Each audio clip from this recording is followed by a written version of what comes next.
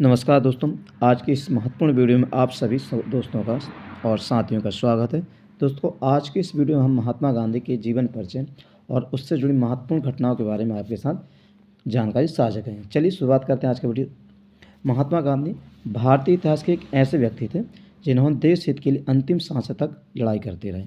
दोस्तों, वह आज़ादी के आंदोलन के एक ऐसे एकमात्र नेता हुए जिन्होंने अहिंसा के मार्ग पर चलते हुए अंग्रेजी शासकों के नाक पर दम कर दिया था। महात्मा गांधी को राष्ट्रपिता के नाम से भी संबोधित किया जाता, जैसे आप सब जानते हैं। इनकी सत्य और अहिंसक विचारधारा से न केवल भारतीय बल्कि मार्टिन लूथर किंग और नेल्सन मंडेला भी काफ़ी ज़्यादा प्रभावित हुए।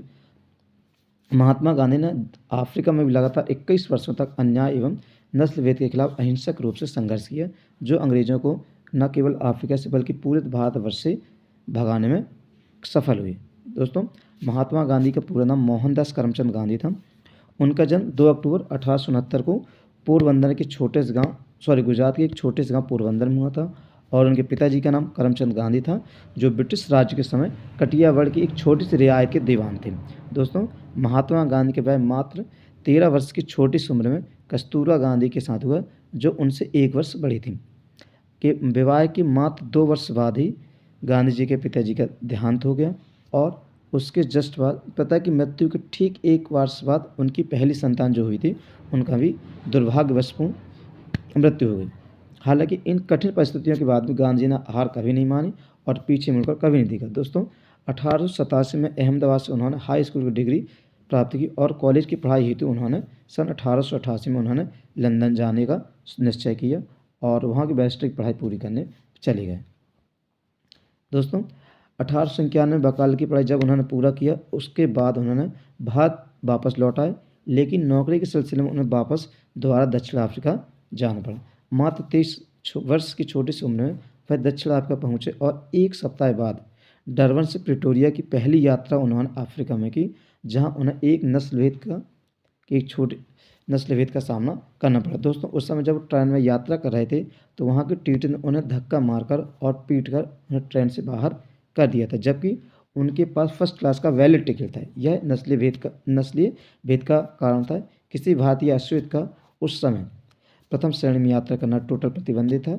इस घटना ने गांधी जी को बुरी तरह से आहत किया और इसी घटना के बाद ही अंग्रेजों की अफ्रीका में ही नहीं बल्कि पूरे भारत में उस घटना का अंजाम भुगतना पड़ा। दोस्तों, जैसे आप सभी जानते हैं, अगर भारतीय इतिहास की बात होगी या भारतीय स्वतंत्रता संग्राम की बात होगी तो ऐसा कभी नहीं हो सकता कि बिना गांधी जी की चर्चा के इतिहास अधूरा हो। चलिए देखते हैं स्वतंत्रता संग्राम में हमारे महात्मा गांधी ने कौन कौन से योगदान दिया, उसके बारे में भी हम चर्चा करेंगे। दोस्तों, 1915 में गांधी जी दक्षिण अफ्रीका से भारत लौटे और अपने आध्यात्मिक गुरु श्री गोपाल कृष्ण गोखले के साथ इंडियन नेशनल कांग्रेस में शामिल हुए। इस दौरान भारत गुलामी की जंजीरों से जकड़ा हुआ था। दोस्तों, ये वह समय था जब भारत पूरी तरह से ब्रिटिश शासन के अधीन हुआ करता था। किसी एक ऐसे व्यक्ति की आवश्यकता थी उस समय जो भारतीय स्वतंत्रता संग्राम को नई दिशा दे सके। तो इस समय सबसे बेस्ट विकल्प होगा गोपाल कृष्ण गोखले को, कि ये एकमात्र ऐसा समय है जिसमें हमारे महात्मा गांधी महत्वपूर्ण भूमिका निभाती है और उसमें कुछ हुआ भी ऐसा ही। तो गोपाल कृष्ण गोखले ने उन्हें देश की नब्ज को समझाने के लिए महात्मा गांधी को भारत भ्रमण हेतु सुझाव दिया।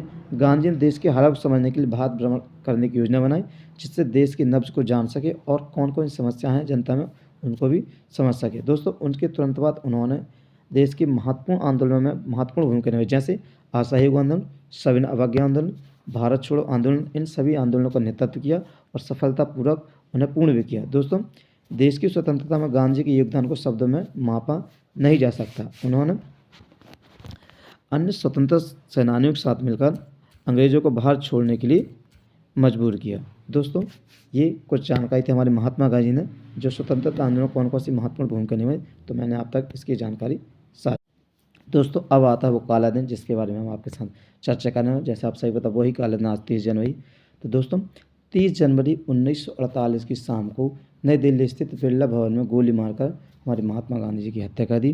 दोस्तों, वे रोज़ शाम, जैसा आप सभी पता है, प्रार्थना किया करते थे और 30 जनवरी 1948 की शाम जब संध्याकालीन प्रार्थना के लिए जा रहे थे, तभी नाथूराम गोडसे उनके पैर छूने का अभिनय करते हुए उनके सामने गए और उन पर बेरेटा पिस्तौल नाम से 3 गोलियां दाग दी, जिसके तुरंत बाद गांधी जी अनुचर होकर नीचे गिर पड़े। दोस्तों इस प्रकार उनकी मृत्यु हो गई।